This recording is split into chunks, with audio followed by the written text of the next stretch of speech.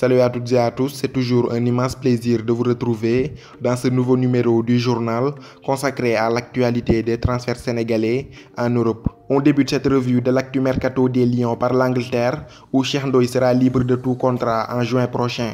Actuellement prêté par Birmingham à Angers, son contrat expire dans quelques jours et le club anglais a annoncé dans un communiqué officiel que l'international sénégalais ne sera pas conservé pour la saison prochaine. Actuellement éloigné des terrains suite à une rupture des ligaments croisés, Ndoye sera donc libre de tout contrat. Capitaine et leader incontesté d'Angers, il pourrait toutefois se voir proposer un nouveau contrat par le club angevin.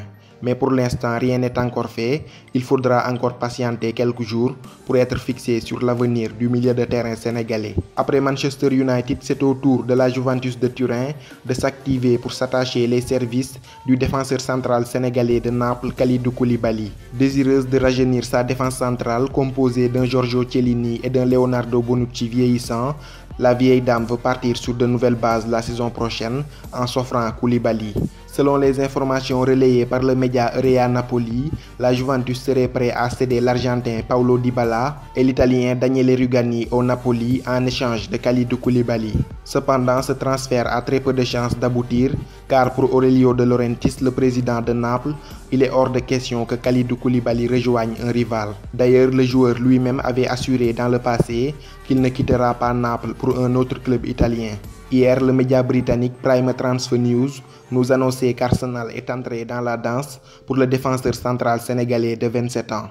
Toujours selon le même média, les Gunners seraient disposés à faire une offre très conséquente pour le natif de Saint-Dié, tout en ne précisant aucun montant concret. Toujours en Angleterre, en manque cruel de temps de jeu, Pape Ndiaye Souaré pourrait très rapidement trouver un nouveau point de chute.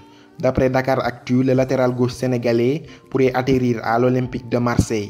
Le joueur aurait même été aperçu au centre d'entraînement du club phocéen, ce qui peut laisser présager que Marseille est en négociation avec le latéral gauche sénégalais de 29 ans, affaire à suivre. En fin de contrat avec Orléans, l'ailier sénégalais de 32 ans Pape Ousmane Sissoko est annoncé tout proche de l'AS Nancy Lorraine. Selon les informations relayées par footmercato.net, Sissoko aurait déjà trouvé un accord avec Nancy et devrait s'engager à la fin de son bail avec l'Union sportive d'Orléans en juin prochain. Le transfert est donc quasiment bouclé. C'est ainsi que prend fin ce journal consacré à l'actualité des transferts sénégalais en Europe.